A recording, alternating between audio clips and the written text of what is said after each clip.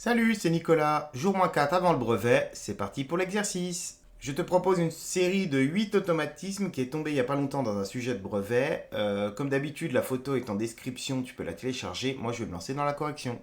Question 1, on aimerait mettre ce nom sous forme d'une écriture scientifique. Donc déjà, il va falloir mettre la virgule de sorte que le nombre soit compris entre 1 et 10. Donc on va venir la mettre entre le 7 et le 8 pour faire 7,85 à cet endroit-là. Ensuite, on compte le nombre de déplacements qu'elle a effectués. Donc là, elle s'est déplacée une fois, deux fois, trois fois. Donc ça va être 10 exposants 3, donc plus ou moins 3. Et après, pour décider si c'est plus 3 ou moins 3, il faut regarder si le nombre de départ, c'est un nombre plus grand que 1 ou pas. Donc là, c'est un nombre plus petit que 1, donc c'est une puissance négative, donc 7,85 fois 10 exposants moins 3. Question 2, on est face à un développement double, donc une multiplication de parenthèses. Ici, il y a un fois qui est caché. Donc là, l'objectif, c'est de multiplier ce qu'il y a dans la parenthèse de gauche par ce qu'il y a dans la parenthèse de droite. Donc, on va faire 3x multiplié par 3x, 3x multiplié par 4, et puis de la même manière, on va faire moins 4 multiplié par 3x et moins 4 multiplié par 4. Donc j'ai réécrit ces calculs en couleurs pour que tu vois bien quelle couleur correspond à quelle flèche. Donc la première flèche, c'était 3x fois 3x. Donc on n'oublie pas que x fois x, ça fait x carré, et 3 fois 3, ça fait 9. Donc 9x carré ici. Ensuite, 3x fois 4, ça fait 3 fois 4, 12, et on n'oublie pas le x. Donc 12x. Pour l'instant, je ne mets pas de signe, mais je fais exprès. Je vais passer à la couleur verte. Moins 4 fois 3x, moins 4 fois 3, donc ça va faire moins 12 puisque j'ai un négatif et un positif. Donc moins 12, on n'oublie pas le x. Et là, j'ai moins 4 fois 4, de la même façon, négatif, positif, ça va faire moins 16.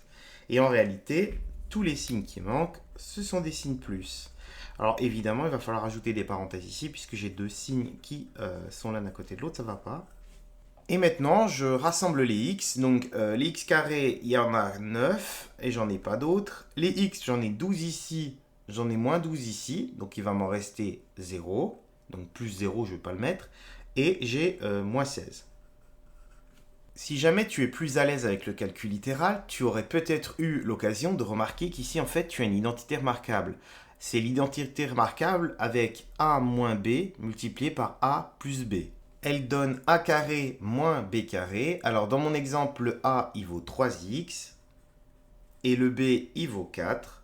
Ce qui fait que lorsque je remplace ici, ça fait a au carré, donc 3x fois 3x, ça va faire le 9x carré que j'ai là, le moins, et le 16, il vient de 4 fois 4, 16, b carré. Question 3, on aimerait connaître le volume d'un pavé droit. Les formules de volume, il faut absolument que tu les connaisses parce que des fois elles sont rappelées dans l'exercice, des fois elles ne le sont pas. Donc là, dans ce cas-là, elles ne le sont pas.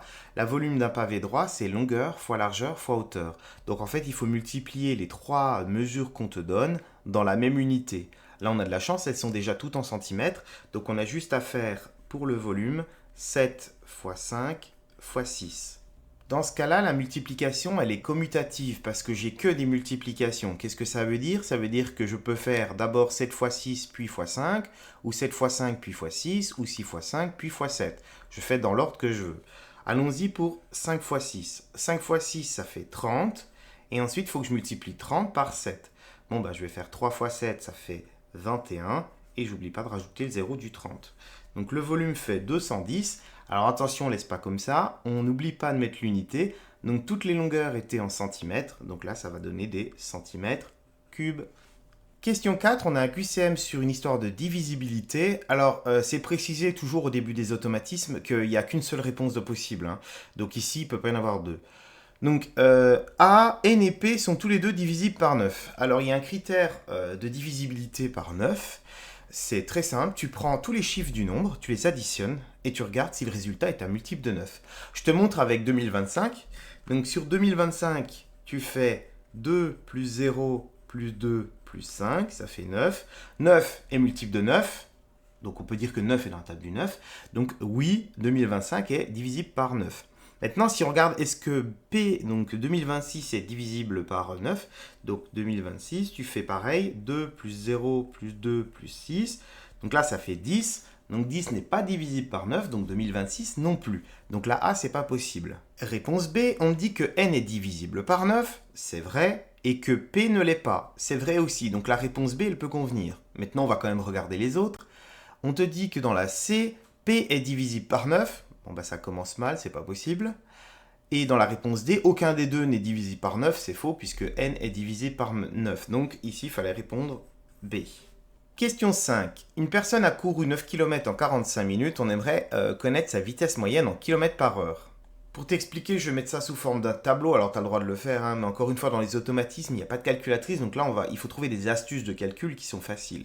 Donc ici, on me dit que je fais 9 km en 45 minutes, et moi, l'objectif, c'est de trouver en 1 heure. Donc en 60 minutes. Sauf que là, tu vois tout de suite que pour passer de 45 à 60, c'est pas facile. Ça veut dire qu'il faut passer de 45 à quelque chose et de quelque chose à 60 pour se faciliter la tâche. Ici, le quelque chose de facile, c'est en fait 15 minutes. Parce que pour passer de 45 à 15, il suffit de diviser par 3. Et puis 9, ça se divise facilement par 3. Puisque 9, c'est 3 fois 3. Donc ici, ça va faire 3 km en 15 minutes, à allure constante. Et une fois que j'ai les 15 minutes, je peux passer à 60 en remultipliant par 4 des deux côtés, fois 4. Et donc 3 fois 4, ça fait 12. Donc la vitesse qui est moyenne, ici, c'est 12 km en 1 heure par heure. Alors je précise que la méthode que j'ai donnée ici, c'est pas la seule. Par exemple, on aurait pu faire 9 fois 5 égale 45. En fait, on peut voir que pour passer de la distance en kilomètres et du temps en minutes, il suffit de multiplier la première grandeur par 5 pour obtenir le deuxième. Donc à partir de 60 minutes pour retrouver le 12, on aurait pu faire 60 divisé par 5 et trouver les 12 km comme ça. Question 6. Une urne contient 3 boules bleues, 4 boules rouges et 5 boules vertes comme je l'ai dessiné ici. Et on voudrait la probabilité d'obtenir une boule bleue en piochant au hasard dans cette urne. Donc on met ça sous forme de fraction sur laquelle on va mettre au numérateur le nombre d'issues favorables et en dessous le nombre d'issues totales. Donc le nombre d'issues favorables, c'est les issues qui répondent à la question, c'est-à-dire les boules bleues. Donc il y en a 3. Ensuite, les issues, il y en a 12, puisqu'il y a 12 boules, si tu additionnes les bleues, les rouges et les vertes, dans mon urne. Alors, si on ne m'en demande pas plus, je peux répondre 3 douzièmes. Si on me demande de simplifier la fraction, ici, je divise par 3 au numérateur et au dénominateur, ça va faire un quart. Donc, j'ai une chance sur 4 d'obtenir une boule bleue. Question 7. On me donne un triangle rectangle dans lequel il y a un angle de 40 degrés et on me demande la mesure du troisième angle. Alors là, il faut se souvenir que si tu additionnes la mesure des trois angles d'un triangle, tu dois obtenir 180 degrés en toutes circonstances. Si j'additionne déjà les deux angles que je connais, c'est-à-dire l'angle droit plus l'angle de 40 degrés, ça me donne 130 degrés. Et donc je dois arriver à un total de 180 degrés. Donc pour ça, je fais une soustraction.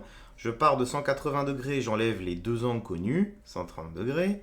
Ça va me donner un angle de 50 degrés. Donc l'angle qui me manque, c'est-à-dire l'angle qui est en A, il mesure 50 degrés. Question 8a. On me donne donc un diagramme en barre dans lequel on a répertorié toutes les notes qu'ont obtenues des élèves dans une classe sur un contrôle de maths et on voudrait savoir combien d'élèves ont participé au contrôle. Pour ça, on va additionner tous les effectifs note par note. Par exemple, ici, si je regarde la barre du 7, elle va monter jusqu'à 4. Ça veut dire que j'ai 4 personnes qui ont eu 7, auxquelles il faut ajouter les personnes qui ont 8. Ils sont 5. Et je continue jusqu'à avoir fait l'addition de tous les bâtons.